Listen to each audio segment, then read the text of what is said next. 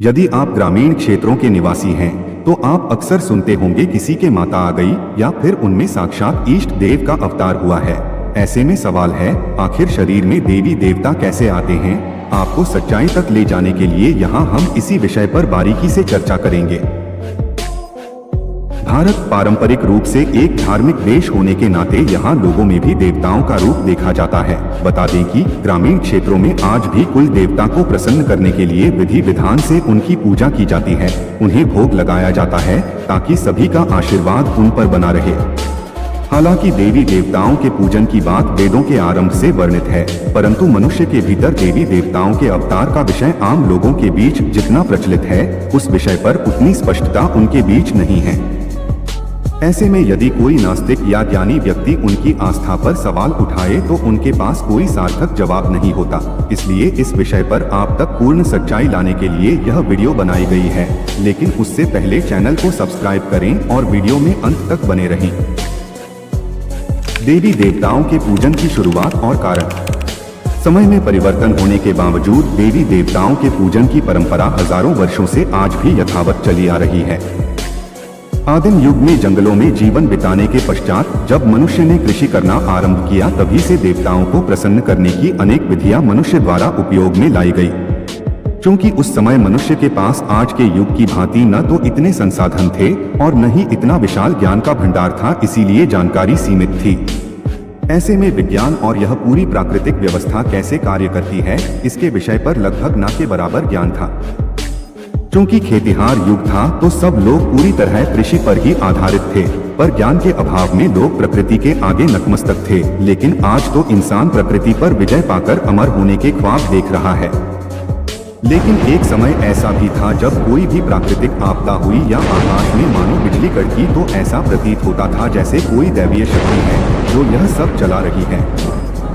कभी अचानक खूब बारिश हो गई या कभी सूखा पड़ गया और फसल चौपट हो गई, तो मनुष्य को लगने लगा कि कोई दैवीय सत्ता है जो अगर प्रसन्न होती है तो हमारी फसल अच्छी होती है और हम शांतिपूर्वक जीवन निर्वाह कर पाते हैं। लेकिन अगर वो कुपित हो जाते हैं तो फसल नष्ट हो रही है। ज्ञान के अभाव में मनुष्य ने वह सब प्रयास किए जिससे वो दैवीय सत्ता खुश रहे और लोगों को कृषि करने में किसी तरह की परेशानी न हो। इसी दौरान मंत्र, जाप, यज्ञ, हवन इत्यादि अनेक तरीके इजाद किए गए, जिनका पालन कर दैवीय शक्ति को खुश किया जा सके, और उसका स्पष्ट प्रमाण आज भी हमें मिलता है जब हम देवताओं को प्रसन्न करने के लिए इन विधियों का उपयोग करते हैं। इस तरह हजारों वर्ष बीते और समय के साथ फिर देवी देवताओं को पूजने का एक और उचित कारण लोगों को मिला, और वह कारण था देवताओं के महान जीवन से सीख लेकर अपने जीवन को भी सार्थक बनाने का। राम कृष्ण जैसे अवतारों को देवताओं के रूप में इसीलिए पूजा जाने लगा क्योंकि इन्होंने मनुष्य की भांति इस पृथ्वी पर जन्म लिया, लेकिन आम इंसान होते हुए भी ऐसे महान कर्म किए कि आज भी उन्हें उतना ही आदर और सम्मान लोगों द्वारा दिया जाता है जैसे उन्हें अपने समय में मिला। इस तरह संक्षेप में कहें तो देवी देवताओं को पूजने के दो पक्ष सामने आते हैं। पहले पक्ष के अनुसार लोग अपनी इच्छाओं की पूर्ति के लिए और देवताओं के क्रोध से बचने के लिए उनका पूजन करते थे, और जबकि दूसरा पक्ष लोगों को उनकी सीमित सामर्थ्य शक्ति का एहसास करवाने के बावजूद बेहतर इंसान बनने के लिए प्रेरित करता है। शरीर में देवी देवता कैसे आते हैं? पूरा सच। देवी देवताओं का हम पूजन इसलिए करते हैं क्योंकि वो हमसे ऊंचे हैं, जिनका रंग रूप आकार हमसे विराट है। हमारे पास कितनी ही सामर्थ्य शक्ति क्यों न हो, हम देवता तो नहीं हो सकते, पर फिर भी हम उन्हें नमन करते हैं, याद करते हैं, ताकि हम उनके भक्त बनकर उनकर सही जीवन जी सके। हम कहते हैं कि हमारे सभी देवी देवता इस दुनिया के पार के हैं, क्योंकि इस दुनिया में जो कुछ है उन्हें तो हम सीधा देख सकते हैं, उसके करीब जा सकते हैं। अगर वो जीवित प्राणी है तो संभव है उससे बातचीत भी की जा सकती है, इसलिए हमने उन्हें कह दिया वो ऊपर वाला है जो हमारे साथ भौतिक रूप से नहीं है पर है जरूर। इस बात में कोई दो राय नहीं कि ईश्वर है, पर अब यहाँ समझने वाली बात है कि ईश्वर भौतिक नहीं है, जिन्हें इंसान अपनी दो आंखों से देख नहीं सकता, उनसे बात नहीं कर सकता, इसलिए वे हमारे शरीर के भीतर कैसे आ सकते हैं? क्योंकि विज्ञान के अनुसार हमारा शरीर रसायनों का समूह है जो पंचभूतों से मिलकर बना हुआ है। हम जो कुछ महसूस करते हैं, ग्रहण करते हैं, वह सब भौतिक है। इसका अर्थ है यदि देवी देवता हमें महसूस होते हैं तो हमने देवी देवताओं को भी अपनी ही तरह कोई भौतिक प्राणी बना दिया, और अगर हमने उन्हें अपने ही तरह का बना दिया है तो फिर हमारा जीवन बेहतर कैसे होगा। हम जैसे हैं वैसे ही हमने अपने भगवान भी बना लिए तो फिर हमारा कल्याण कैसे होगा। राम और कृष्ण का आशीर्वाद हमें तभी मिलेगा जब हम उनसे त्याग, अनुशासन, वीरता जैसे ऊंचे गुण सीखेंगे। शरीर में देवी देवता आने की सच्चाई। मन जिसकी कल्पना कर सकता है वो सब इसी दुनिया का है। ये किसी भी चीज का ख्याल भी तभी कर पाता है जब वह कभी उसके बारे में सुनता है या देखता है। इसलिए देवी देवताओं के भीतर प्रवेश करने की बात भी महज कल्पना है।